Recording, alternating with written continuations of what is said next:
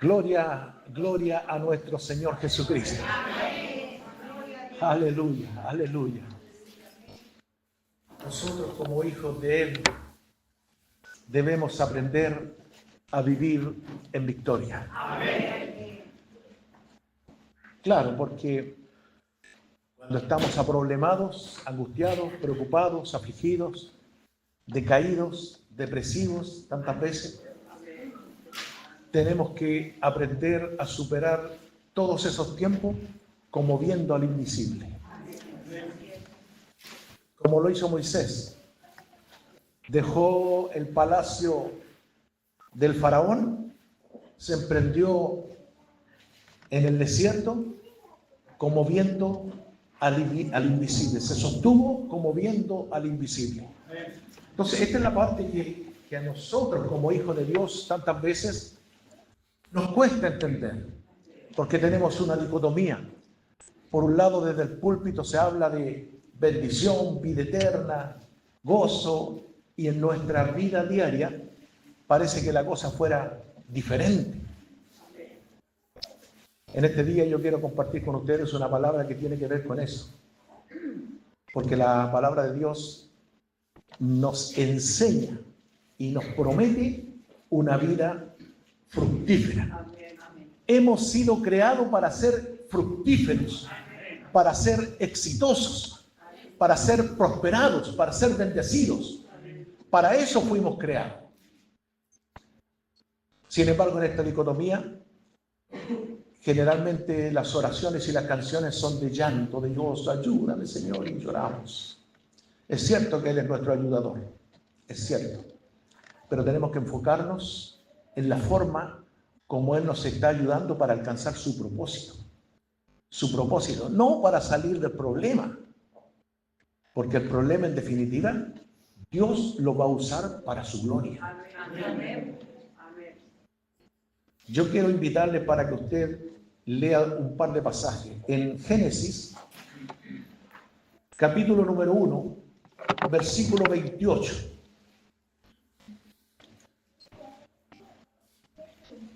Voy a pedirle que leamos dos pasajes, este de Génesis y luego en el libro de los Hechos.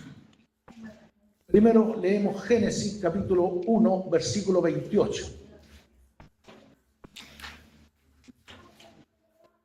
Dice así: y los bendijo Dios y les dijo: fructificad y multiplicaos, llenad la tierra y sojuzgadla, y señoread en los peces del mar, en las aves de los cielos y en todas las bestias que se mueven sobre la tierra.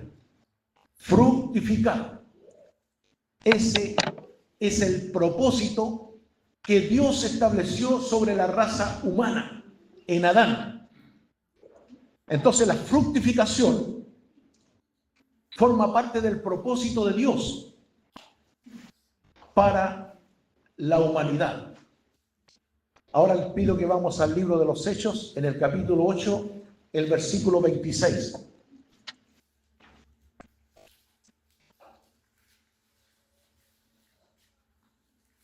Libro de los Hechos, capítulo 8, versículo 26. Dice así la lectura: un ángel del Señor habló a Felipe diciendo: levántate y ve hacia el sur por el camino que desciende de Jerusalén a Gaza, el cual es desierto. Entonces él se levantó y fue, y sucedió que un etíope, eunuco, funcionario de Candace, reina de los etíopes, el cual estaba sobre todos sus tesoros y había venido a Jerusalén para adorar, volvía sentado en su carro y leyendo al profeta Isaías. Y el Espíritu dijo a Felipe: acércate y júntate a ese carro. Acudiendo Felipe, le oyó que leía al profeta Isaías y dijo: pero ¿entiendes lo que lees? Él dijo: ¿y cómo podré si alguno no me enseñare? Y rogó a Felipe que subiese y se sentara con él. El pasaje de la Escritura que leía era este: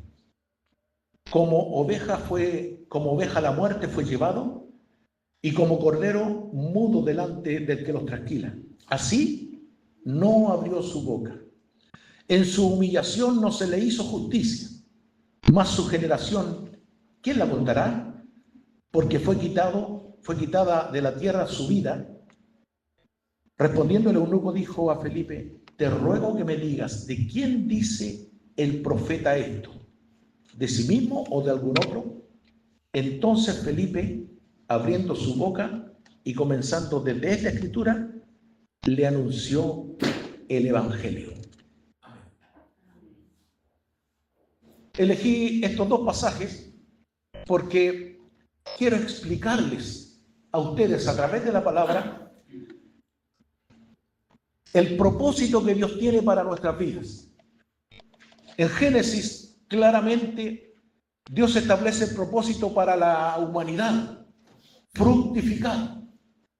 La fructificación forma parte del propósito del reino para cada uno de nosotros, que seamos prósperos, engrandecidos, bendecidos. Y por eso me di el trabajo de buscar la palabra fructificación. La fructificación se define como algo que produce fruto. Es aquello que conduce a la productividad, algo que causa que haya abundancia. Y me gusta esta definición: algo que produce resultado. Cuando se manifiesta el Señor en alguna vida, el resultado es bendición y abundancia. Esto es lógico porque está dentro de su propósito.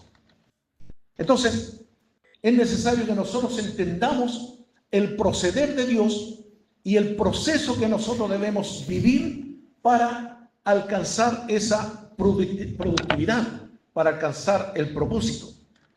¿Por qué? Porque el propósito de Dios mismo lo estableció antes del pecado.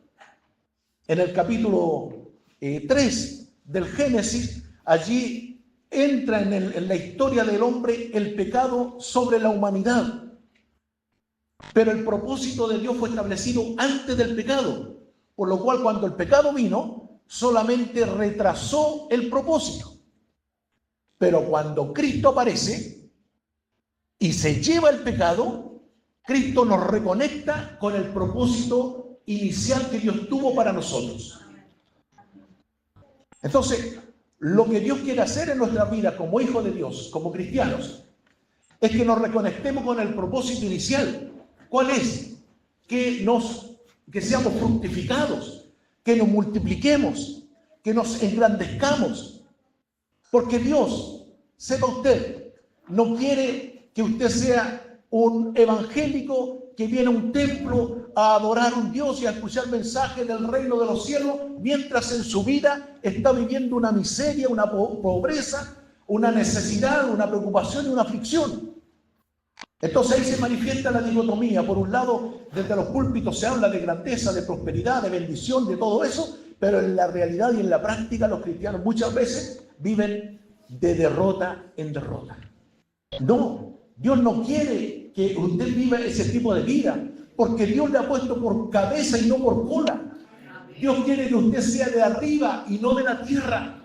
Dios no quiere que se arrastre como la serpiente, sino que se eleve como las águilas. Porque nosotros somos celestiales de arriba, no de la tierra. Entonces, eso es lo que el Señor quiere para nosotros. Usted es un hijo de Dios. Usted es linaje escogido, real sacerdocio, pueblo adquirido por Dios, para que anunciemos las virtudes de aquel que nos llamó de la tiniebla a su luz admirable. Dios quiere que usted vaya de gloria en gloria y de triunfo en triunfo. Dios quiere que usted sea más que un vencedor. Entonces, ese es el propósito de Dios para nuestras vidas. Pero en la dicotomía que yo manifiesto, esto es diferente.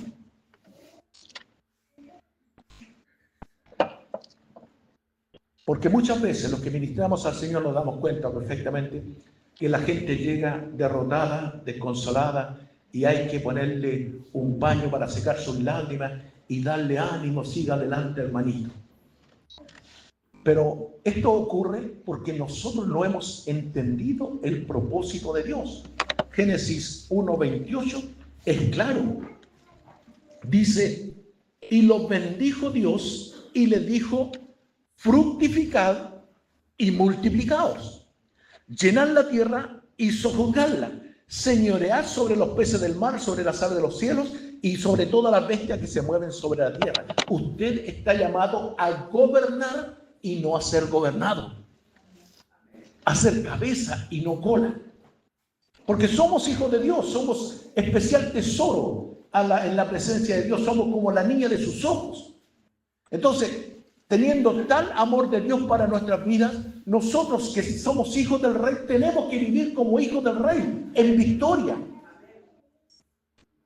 Ahora, ¿cómo alcanzar todo eso? Yo acá no estoy hablando de la teología de la prosperidad, no, porque la prosperidad no es una teología, la prosperidad es un principio de reino que nosotros debemos asumir y aprender a vivirlo en victoria. Cómo salir de la pobreza y vivir en victoria. Cómo salir de la tristeza y vivir en el gozo del Señor.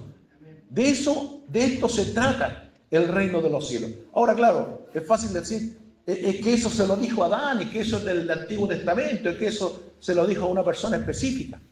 Y no, yo por eso quiero leerle algunos versículos que hablan de este propósito en términos generales. Por ejemplo, en Génesis 9:1 dice, bendijo Dios a Noé y a sus hijos y les dijo, fructificad y multiplicaos, llenad la tierra. En Génesis 8:17 dice, todos los animales que están contigo, de toda carne, de ave y de bestia y de todo reptil que se arrastra sobre la tierra, sacarás contigo y vayan por la tierra, fructifiquen y multiplíquense sobre la tierra. Es decir, la fructificación y la multiplicación forma parte del proceso, del propósito de Dios para nuestras vidas.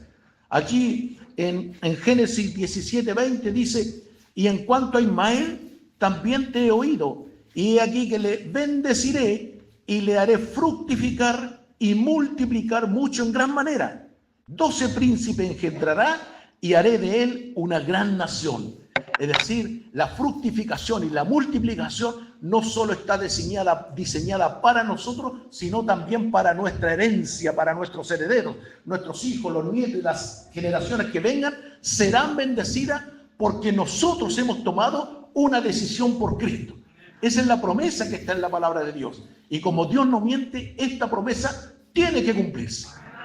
Tiene que cumplirse. Pero nosotros tenemos que entender el proceso por el cual estamos pasando para llegar a alcanzar este propósito.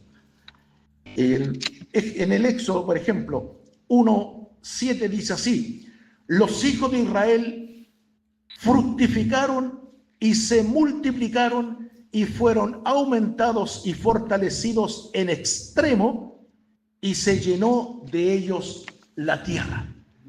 Allí en el Salmo 105:24 dice así, y multiplicó a su pueblo en gran manera y lo hizo más fuerte que sus enemigos. Claro, entonces estamos leyendo textos del Antiguo Testamento. Pero ¿qué dice el Evangelio de Juan? Capítulo 15, versículo 8.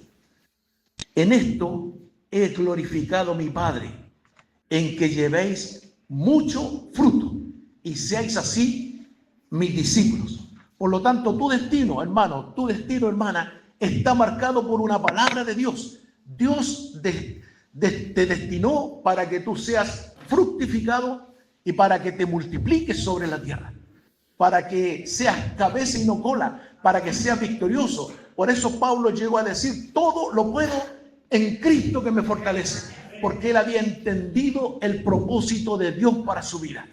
Sé vivir en abundancia, sé vivir en pobreza, pero todo lo puedo en Cristo que me fortalece. Mire, hay un texto ahí en Santiago 1:1 que Santiago lo escribe así, y ¿sabe a quién se lo está diciendo? A los expatriados, a los de la dispersión, a esos judíos que estaban siendo perseguidos hasta la muerte. A eso les dice, tener por sumo gozo cuando os halléis en diversas pruebas. alguien que está siendo perseguido a muerte, tened por sumo gozo. Gócense, gócense. Cuando os halléis en diversas pruebas. La palabra diversa en el griego da la idea de múltiples colores.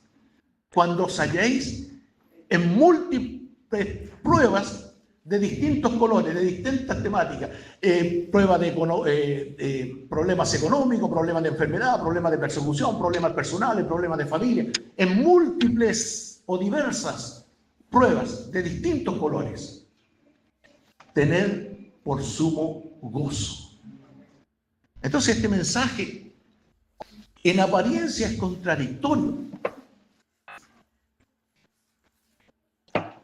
porque cualquier persona con su mentalidad humana va a decir, ¿cómo nos vamos a alegrar en los problemas? Nadie está contento en un problema. Sin embargo, desde la perspectiva de Dios, Dios está motivándonos a que manifestemos su gozo en los problemas. Ahora, lo que debemos entender es el proceso de Dios. Fíjense que, ¿por qué elegí Hechos 8:26? Porque acá nos da un buen enfoque de lo que es pasar de la esterilidad a la fructificación. Claro, porque a veces no somos productivos, somos estériles. Pero ¿cómo pasar de la esterilidad a la fructificación? El libro de los Hechos, en el capítulo 8, versículo 26, dice así: un ángel del Señor habló a Felipe, diciendo, primero, para entender el texto, veamos quién es Felipe.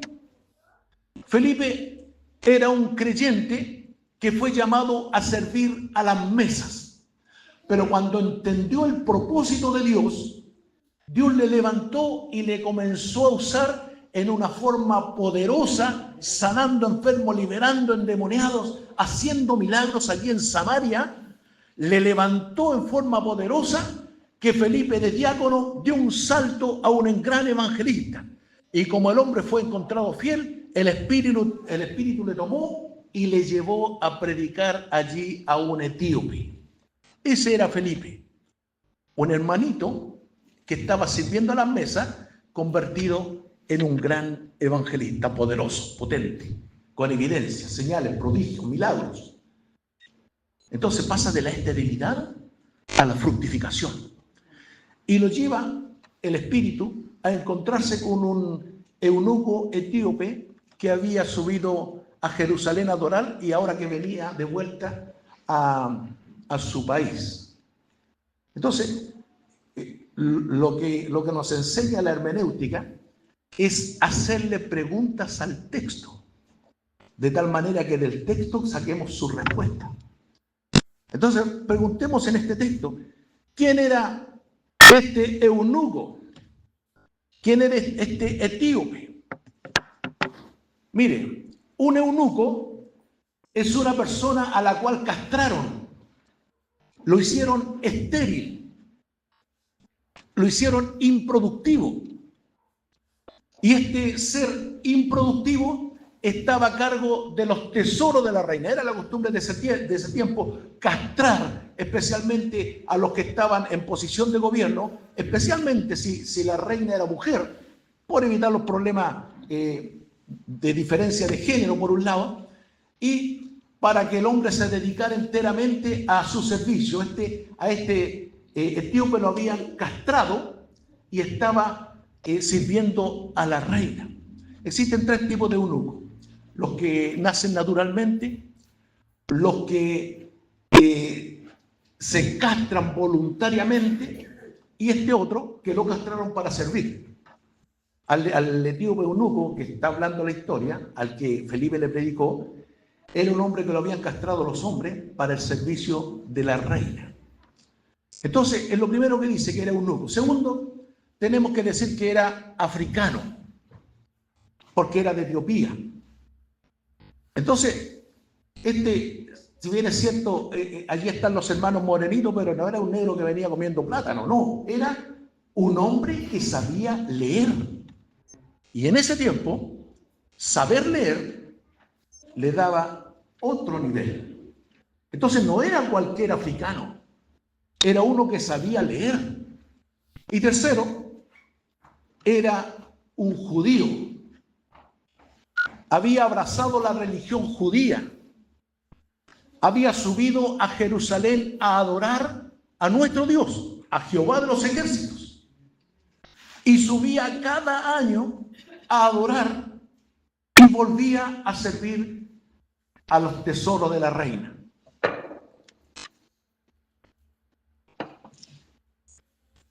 Ahora, la pregunta que se le puede hacer al texto, ¿cómo en África se predicaba la religión judía?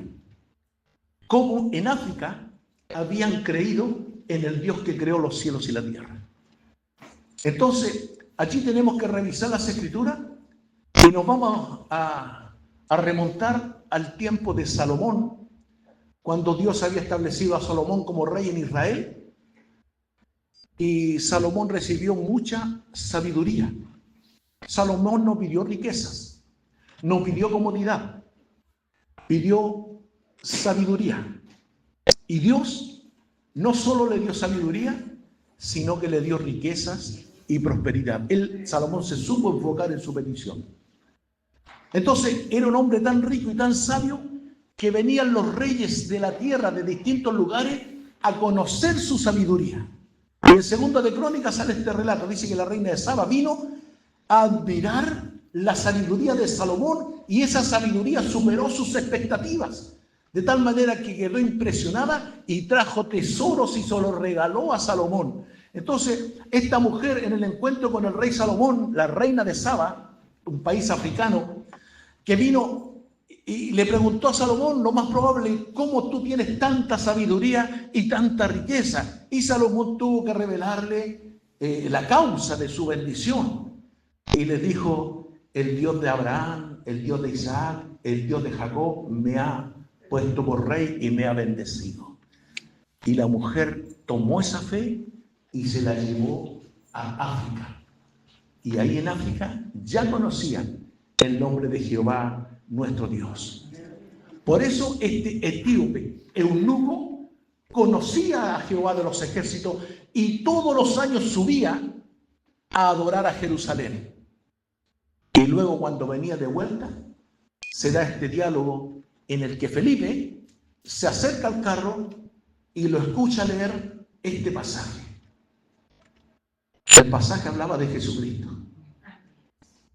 El etíope leía, pero no entendía. Leía, pero no entendía. Entonces, el etíope le dice, ¿cómo podré entender si alguien no me lo explica? Y a partir de esa escritura, Felipe le comenzó a hablar acerca del Evangelio de Jesucristo. Al final de esa conversación es que el etíope dijo, creo de todo corazón que Jesucristo es el Hijo de Dios, y fue bautizado. ¿Sabe? Este hombre eunuco, estéril, se convirtió en padre de multitudes. Salvó a todo un continente.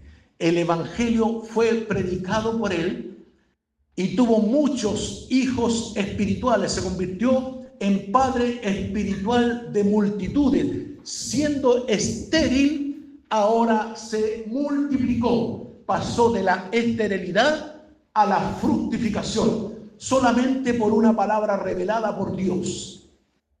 Entonces, aquí podemos entender cómo se pasa de la esterilidad a la fructificación.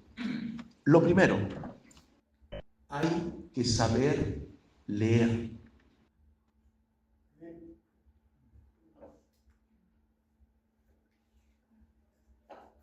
Me tomo esta pausa para que entienda lo que digo. Hay que saber leer. Yo no estoy hablando de leer la gramática, de juntar las letras, de expresar una palabra. Yo estoy hablando de saber leer con entendimiento. pero entiendes lo que lees, entonces no sabes leer. La comprensión es fundamental. Nosotros tenemos la palabra de Dios, leemos la palabra de Dios, nos aprendemos de memoria textos bíblicos, pero ¿sabemos leer? ¿Entendemos lo que está revelado acá? Hay gente, y yo, ustedes saben, yo soy maestro en el CEP o el Instituto Bíblico, y sabe, he tenido a pastores como alumnos míos, y después de clase se han acercado y me han dicho: ahora entiendo lo que siempre había leído, pero ahora lo entiendo. Después de años de ministerio, recién lo entendió. Por eso digo, hay que saber leer. Y la lectura nos lleva a la iluminación. ¿Qué es la iluminación? Es el entendimiento dado por el Espíritu Santo de Dios para comprender lo que ya está revelado en la palabra. Esta es la palabra revelada y está escrita. Pero con la iluminación yo entiendo esta palabra, comprendo el propósito y comienzo a vivir de acuerdo a lo que el propósito de Dios tiene para mi vida. Por eso dije, el principio número 1, hay que saber leer. Uno de los temas más críticos en la Biblia es entender los tiempos o el tiempo. Es algo que cuesta. Porque para definir el tiempo, la palabra de Dios, o en la palabra de Dios descubrimos varios conceptos que son traducidos como tiempo. Primero está el tiempo propiamente tal. Está además una temporada y está además un día. Todos se refieren al tiempo, pero cada uno tiene una connotación diferente. Está también un momento. Un momento es un espacio en el proceso de la historia en que cuando Dios hace algo, que no lo vuelve a repetir. Por ejemplo, Dios en un momento creó a Adán y Dios no lo va a volver a repetir. Entonces, el momento que nosotros vivimos en Dios, tenemos que aprovecharlo porque es una oportunidad que tenemos para alcanzar la revelación. Dios las cosas las hace en un momento y ese momento pasó. Por ejemplo, hubo un momento en que Saúl tenía que retener la primogenitura. Y cuando la perdió, trató de recuperarla con lágrimas. Pero su momento había pasado. No la recuperó jamás. Porque no aprovechó el momento. Entonces, un momento es algo que Dios nos vuelve a repetir. Es una oportunidad que nosotros debemos estar atentos a lo que Dios va a hacer en un momento.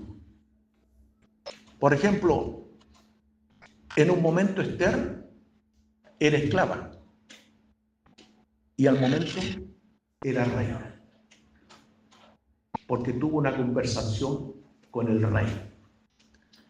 Usted puede pasar de esclavo a príncipe solamente teniendo una conversación con el rey.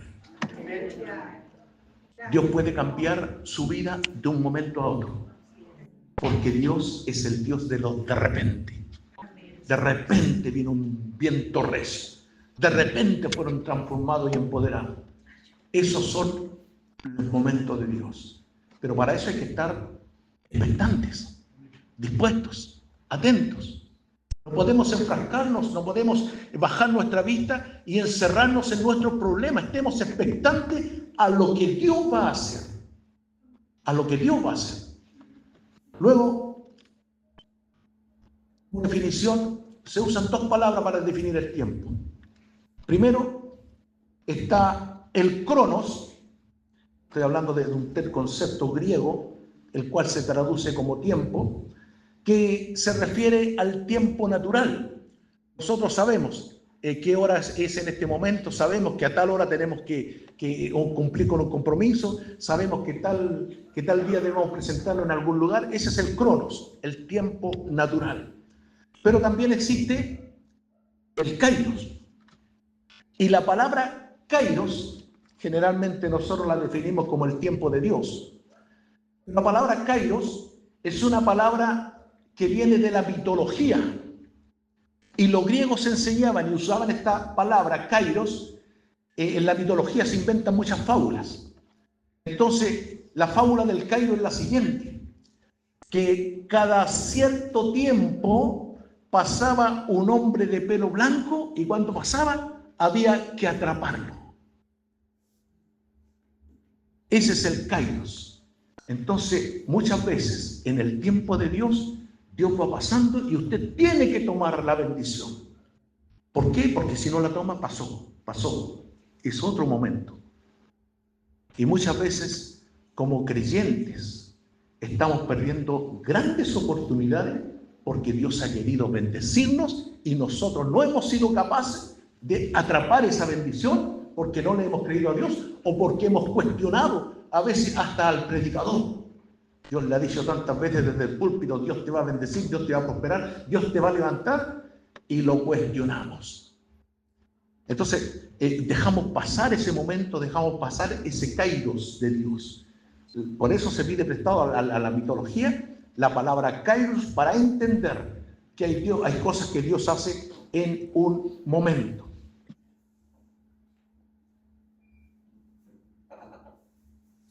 Luego está la palabra tiempo. Dijimos que estamos describiendo el tiempo y existen varias palabras para definirlo.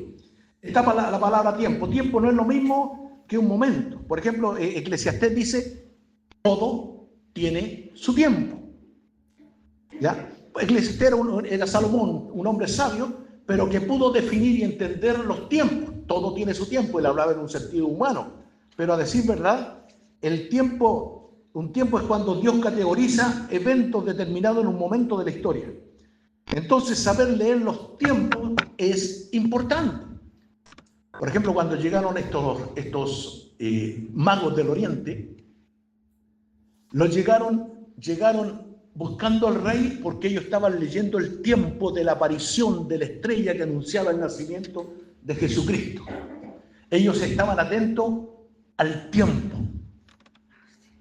Entonces nosotros debemos estar atentos cuándo es el tiempo de la bendición. Mire, los campesinos saben cuándo es el tiempo de la siega, cuándo es el tiempo de la siembra. Ellos saben cuándo es el tiempo que comienzan las clases. Usted también lo sabe cuál es el tiempo de sus vacaciones. Yo también lo sé. Octubre.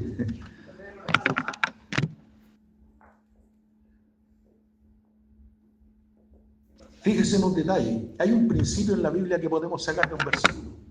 Hay un versículo que dice: porque a donde abundó el pecado, sobreabundó la gracia. Si lo usamos como principio, donde están las cosas mal, Dios tiene preparado algo bueno. Donde hay oscuridad, Dios tiene preparada una gran luz. Lo tomamos como un principio. Entonces, tenemos que saber cuándo es el tiempo de Dios. O sea, yo no voy a vivir 100 años soportando una prueba. La prueba va a pasar porque viene el tiempo de la bendición. Hasta los chinos lo saben. No hay mal que dure 100 años. Hasta los chinos lo saben, entiendan. Porque es algo natural. Es un proceso, es algo cíclico.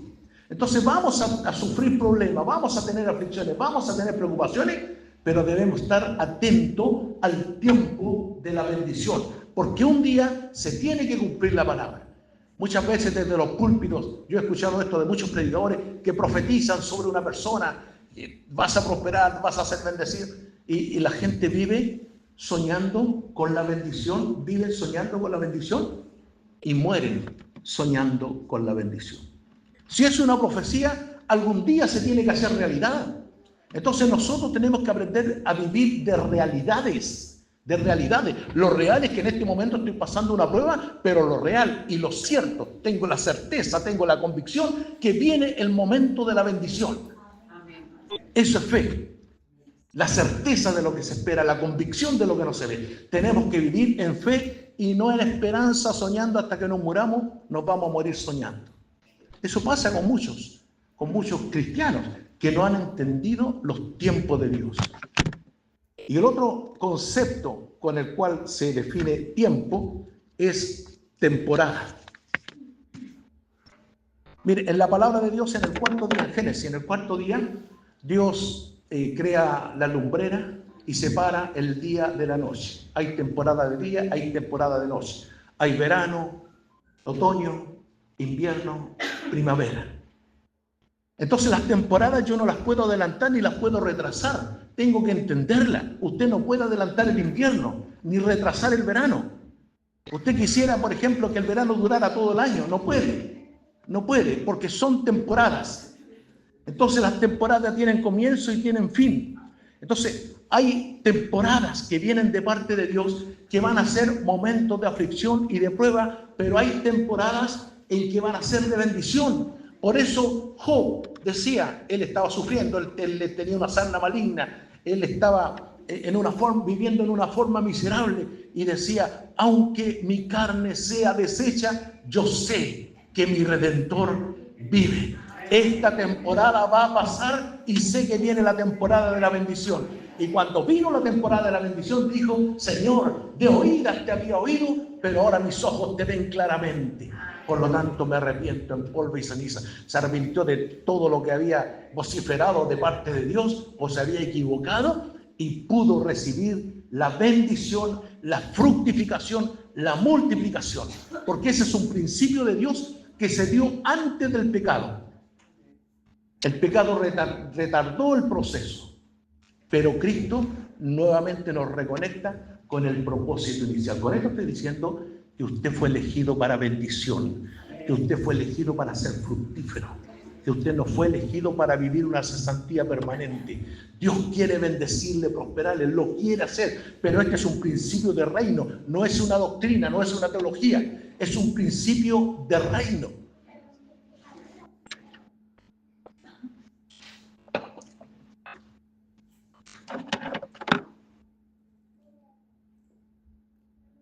Y un último concepto que se habla acerca del tiempo es un día. Un día. Para nosotros un día tiene 24 horas, ¿verdad? Ese es un día. Pero la verdad es que existen 3 tipos o 3 clases de días en la palabra de Dios. Uno es el día de la creación. Y nosotros sabemos que el día de la creación es que para Dios un día es como 1000 años y 1000 años es como un día. Lo que pasa es que no hemos entendido el principio de la eternidad. Para nosotros un día va a ser siempre 24 horas, porque estamos en un plano natural y porque estamos sujetos al tiempo. Pero ¿sabe? Dios no está sujeto al tiempo. Dios no vive en el tiempo, pero el tiempo vive en Él. Entonces Dios, siendo eterno, se metió en el tiempo para tomarle a usted y llevarle a una eternidad. Porque el tiempo es temporal. Acaba, tiene fecha de vencimiento. Pero la eternidad no tiene fecha de vencimiento. Por eso Dios, que no está sujeto al tiempo, se metió en el tiempo cuando se hizo hombre y vivió entre nosotros y murió en la cruz. ¿Para qué? Para tomarle a usted y llevarle a una eternidad. Entonces, definiendo el tiempo, decimos que para Dios un día es como 1000 años. En el relato que hace Génesis, la Biblia dice que el primer día Dios creó los cielos y la tierra, que el segundo día creó, y así sucesivamente. Y nosotros decimos, lo hizo en 24 horas. No. Para Dios un día es como 1000 años. Es decir, para nosotros es un tiempo indefinido, porque Él vive la eternidad, Él no está sujeto al reloj como usted y yo. Entonces, notamos una separación. Y el problema es que nosotros que vivimos las 24 horas nos desesperamos. Pero Dios no tiene ninguna desesperación porque no tiene apuro. Él vive una eternidad y quiere llevarlo a usted a vivir en su eternidad. El segundo día o el segundo concepto de día es el que los teólogos usan como el tiempo dispensacional. Las dispensaciones. El día de la promesa, el día de la inocencia primero, el día de la promesa, el día de la ley, el día de la gracia, el día de la tribulación y así sucesivamente. El día dispensacional. Eso lo usan los teólogos para explicar el relato de la historia del hombre. Pero existe, y en esto quiero que ponga atención, un tercer concepto de día. Un día dentro del día. Y esto no es un juego de palabras. Es una realidad que a nosotros nos cuesta visualizar. Pero quisiera ser tan claro para que usted entienda cómo procede Dios o cómo interviene Dios en nuestra vida para que nosotros en el proceso entendamos que tenemos una meta o un propósito de bendición. ¿Por qué? Porque ya lo dije, Dios que está fuera del tiempo, se metió en el tiempo para tomarlo usted y llevarle a una eternidad. Miren, voy a usar el ejemplo de Abraham. Voy a explicarlo por si alguno de los oyentes a través de la pantalla o algunos de ustedes también, que pueden ser personas nuevas, no conocen la historia. Pero Abraham había tenido una promesa de Dios, que Dios le iba a dar un hijo y que a través de ese hijo iba a bendecir a todas las naciones. Entonces, el corazón de Abraham estaba puesto en su hijo. Y un día Dios le pide a su hijo para que vaya y lo mate. Le pidió lo más precioso, lo más preciado de su corazón. Tomó a su hijo y lo llevó al monte. La Biblia dice, y esto sale ahí en hebreo, dice, porque Abraham vio a Isaac resucitado en sentido figurado. Entonces, ¿qué explicamos los predicadores? Lo que pasa es que Abraham le creyó a Dios y que Dios iba a resucitar el cuerpo de Isaac. Pero mucho más que eso. Primero, tenía que sacrificarlo. Y segundo, entregarlo en holocausto.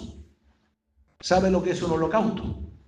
Es poner la carne sobre el fuego, que se queme y se haga ceniza. Entonces cualquiera se hace la idea, claro, si el cuerpo está muerto, Dios lo resucita. Pero no solo no iba a estar el cuerpo muerto, iban a estar las cenizas. Entonces, ¿por qué Abraham se atrevió a hacer aquello? Uno dice, Abraham le creyó a Dios. Lo que pasa es que Abraham tenía una estrecha relación con Dios y él pudo ver el día de Jesucristo. Y Jesús se lo dijo a los fariseos que estaban ahí, a los sacerdotes, a los ancianos, a los saduceos, a todos los alguaciles, a todos les dijo, es que Abraham vio mi día. Y discutieron con Jesús, pero ¿cómo va a ver Abraham tu día si tú apenas tienes 30 años? Le decían a Jesús, tienes 30 años y nuestro padre Abraham murió hace tantos años. ¿Cómo Abraham va a ver tu día? Es que lo que Dios hizo, tomó a Abraham y lo llevó 5,000 años después a ver el sacrificio en la cruz que Jesucristo hizo por cada uno de nosotros. Y vio cómo Jesús descendía al mismo infierno y le predicó a los espíritus encarcelados, y por el poder de Dios Jesús fue levantado y resucitado de entre los muertos. Entonces Abraham vio el día de Jesucristo, lo llevó 5,000 años después, y cuando le dio esa misión lo retornó a su proceso, a su aflicción, a su dolor. Entonces Abraham creyó a Dios, le creyó a Dios. Por eso vino una voz que le dice, detén tu mano, porque yo he provisto para el sacrificio. Dios le dice, yo he provisto para el holocausto. Ven, te voy a mostrar y le mostró el sacrificio de Cristo.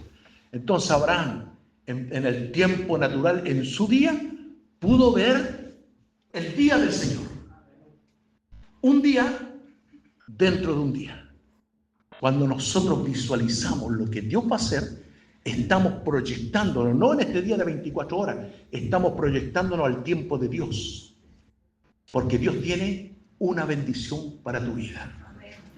Eso pasó también ya lo dije, con Job. Aunque mi carne sea deshecha, yo sé que mi Redentor vive. Él lo visualizaba. Moisés dejó el palacio como viendo al invisible. Habacuc estaba viviendo una miseria y Dios lo toma y le muestra lo que va a hacer en el futuro.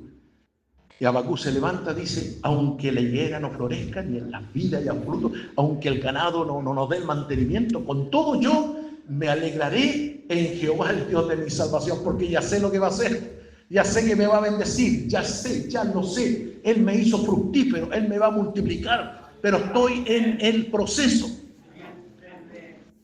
Yo quisiera, ¿me ayuda Laura? ¿Puedes pasar? Yo quisiera hacerle una visualización de esto. Laura es mi hija, se la presento.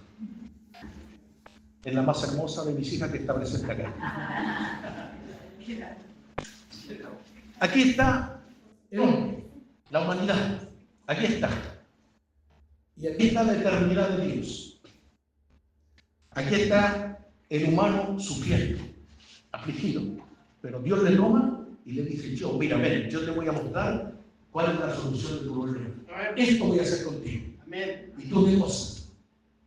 Yo sé que me va a bendecir, yo sé que me va a multiplicar, si le digo eso, pero tengo que devolverte a tu tiempo, porque tienes que pasar por el proceso. Y mientras caminas, sufres, tienes preocupaciones, tienes aflicciones, tienes dolor, eres engañado, eres maltratado y dices: yo quiero abandonar, pero Dios te dice: yo no te voy a soltar, porque prometí estar contigo todos los días hasta el fin del mundo. Y te voy a ayudar en este proceso y te voy a dar eternidad. ¿Por qué? Porque no soy el Señor de los cielos. Eso hace Jesucristo. Eso hace Jesucristo. Le toma en este momento de aflicción y no le va a soltar de la mano. Él prometió estar con nosotros todos los días hasta el fin del mundo. Por lo tanto, lo que vivimos en la carne, lo vivimos en la fe del Hijo de Dios. Por eso Pablo, cuando entendió el proceso, dijo claramente: ya no vivo yo, mas Cristo vive en mí. Entonces la iglesia del siglo XXI que está viviendo, quiere avivamiento, momento. Nosotros no necesitamos avivamiento.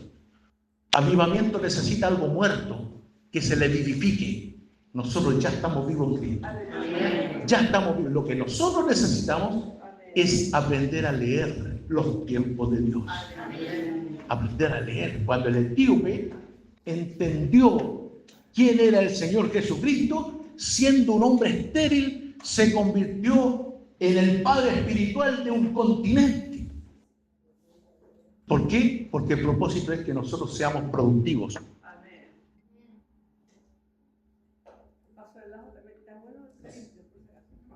¿No había Coca-Cola?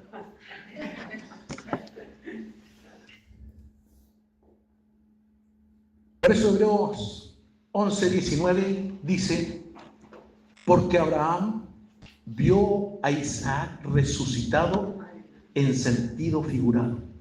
Preguntamos: ¿qué vio Abraham? ¿Qué vio Abraham? ¿Dónde fue transportado Abraham? ¿Qué hizo Dios con Abraham? Bueno, Dios lo tomó de su momento y le llevó y le mostró su futuro.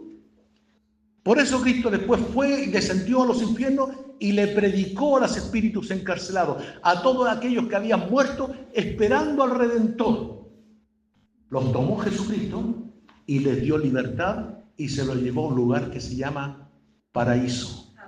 Por eso usted, cuando se muera, no se va a ir al infierno, se va a ir al paraíso, porque el infierno está preparado para Satanás y sus ángeles y todos los que le han seguido. Pero esa fue la libertad que Cristo hizo. Entonces, nosotros debemos entender que estamos viviendo el proceso. Es difícil. Las enfermedades, el dolor, la pobreza, pero nosotros estamos llamados a ser victoriosos. Lo primero es aprender a leer, que tengamos la revelación. Lo segundo, que para ayudarle en esta comprensión, al etíope, Dios le puso a Felipe a su lado. Y Dios le va a poner a hermanos a su lado para que le revelen el propósito a través de la palabra de Dios. Por eso, usted no tiene que decir, no, si yo leo la Biblia en mi casa. Póngase al lado de uno que sabe, para que el que sabe pueda revelarle el propósito y la voluntad de Dios para su vida. Usted está llamado a ser fructífero, está llamado a ser un multiplicador, está llamado a ser mucho más que un gobernado, está llamado a ser un gobernante. Mire, la Biblia dice que Dios nos hizo reyes y sacerdotes. Cristo nos hizo reyes y sacerdotes para Dios. Por lo tanto, nosotros tenemos, y por nuestra sangre corre, sangre de reyes. Y los reyes son los que gobiernan. Pero el pueblo de Israel estaba esclavizado. ¿Por qué? Porque todavía estaban adorando ídolos. Todavía su confianza estaba puesta en lo humano. Pero el salmista dice, alzaré mis ojos a los montes. ¿De dónde vendrá mi socorro? Mi socorro viene de Jehová, el que hizo los cielos y la tierra. O sea, tener una dependencia total de Dios cambia nuestra vida. Con seguridad la cambia. Cambia nuestra visión del proceso. Yo no digo que usted no va a tener más problemas. Yo voy a decirle, gócese en los problemas. Porque detrás del problema viene la bendición. Mientras más grande sea la prueba, mayor es la bendición. Todas las cosas nacen en oscuridad. El día de hoy nació en oscuridad. El día de hoy no comenzó cuando salió el sol. El día de hoy comenzó cuando la noche estaba oscura. Y luego vino el amanecer hasta que el sol alumbró en su máximo potencial. Así nos enseña la naturaleza. Un niño cuando nace, antes de nacer, estuvo 9 meses en oscuridad. Así nos enseña la naturaleza. Y para que usted tenga una gran bendición, tendrá que pasar un proceso de pruebas. Tener por sumo gozo, le dijo Santiago a los que estaban siendo perseguidos a muerte. Tener por sumo gozo cuando os halléis en diversas pruebas, porque la prueba produce paciencia. ¿Y la paciencia? Mansedumbre, fruto, todo lo demás. Si no me sé el texto, no se preocupe. Pero lo interesante es que debemos aprender a vivir el proceso, no a sufrirlo, a vivirlo. ¿Por qué? Tenemos que tener puesta nuestra mente en la bendición que viene para nosotros. Lo primero es saber leer. Lo segundo es que Dios va a poner una persona al lado nuestro. Y lo tercero, cuando usted tenga la visión, aprenda a seguir la visión. ¿Y sabe cuál es la gracia de todo esto? Que cuando uno tiene visión, en forma automática viene la provisión. Es decir, ahora en su problema, usted no pida prosperidad, no pida dinero, porque la bendición nunca sigue al dinero. La visión nunca sigue al dinero. Es el dinero que sigue a la visión. Cuando se ponga al lado de alguien y le muestre el propósito, pida, como Salomón, sabiduría. Y Dios le dará todo lo que sea necesario para que usted gobierne. A Salomón le dio riqueza, le dio todo lo que tenía. Entonces, esa es la clave. Cuando nosotros tenemos una visión de parte de Dios, cuando visualizamos lo que Dios tiene para nosotros, entonces vivimos en función de la visión y no buscando los recursos. No, los recursos nos siguen. Jesús lo dijo de esta forma: buscad primeramente el reino de Dios y su justicia, y las demás cosas serán añadidas, porque es algo automático, es algo consecuente.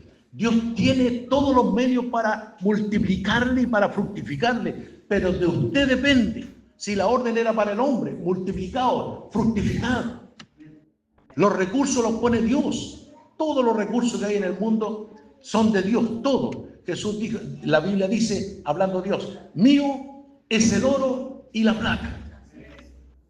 Entonces, si todo es de Dios, ¿por qué nosotros estamos llorando miseria? Es porque no hemos entendido, primero, el propósito de Dios y segundo, ser victorioso en el proceso.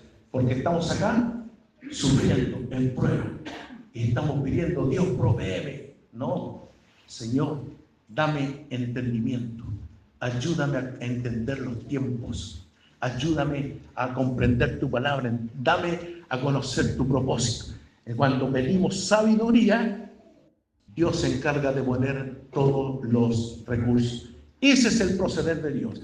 Y si a usted, a mí me cuesta explicar esto, pero si a usted le ha quedado relativamente claro, es momento que se levante y comience a alzar los ojos al cielo y decir, Señor, ahora quiero buscar más de ti, mucho más de ti, porque yo sé que tú tienes la provisión y tienes la victoria para mi vida. En Cristo somos más que vencedores. Él nos lleva de triunfo en triunfo y de gloria en gloria. Pero debemos aprender a vivir este proceso, que es temporal, porque en la eternidad ya Cristo es el Señor. Aleluya. Le damos un aplauso al que vive. Póngase de pie. Gloria a Jesús. Padre, te damos gracias en esta hora. Te bendecimos, Señor. Y yo personalmente te ruego, Señor, para que tú, Señor, traiga iluminación, revelación en cada mente, en cada corazón, no solo de mis hermanos que están en esta sala, Señor, sino también de aquellos que están a través de esta pantalla viendo y escuchando esta predicación. Bendice, Señor, al entender que tú nos has puesto por cabeza y no por cola, Señor. Al entender que somos del cielo y no de la tierra, Señor amado. Señor, trae esa revelación, ese entendimiento para que tu propósito se cumpla en nosotros. Yo bendigo a cada uno de mis hermanos que está pasando este tipo de problemas. Aleluya, aleluya. En el reino no hay nada estéril. Es cosa que usted se pregunte, ¿qué área de mi vida está estéril? ¿Qué área de mi vida en la que tengo problemas? ¿Problemas de salud? ¿Problemas económicos? ¿Problemas de relaciones personales? ¿Problemas de... no sé qué problema, no sé qué área de su vida puede estar estéril, pero sepan que Dios le llamó para que usted sea un fructífero en esa área. Aleluya. Padre, te bendigo, Señor. Y te doy toda la honra y toda la gloria por mis hermanos que han escuchado este mensaje.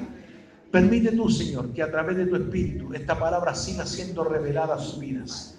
En el nombre de Jesús, yo te ruego, Señor, que esta palabra eche raíz en sus corazones, Señor, y que ahora podamos levantarnos, Señor. A pesar de la situación que vivamos, podamos levantarnos en victoria, creyendo que tú tienes el control de todas las cosas. Creyendo, Señor, así como Moisés lo dijo, como viendo a lo invisible. Gracias. Gracias, mi Dios, en el nombre de Jesús. Amén. Que Dios les bendiga. Amén.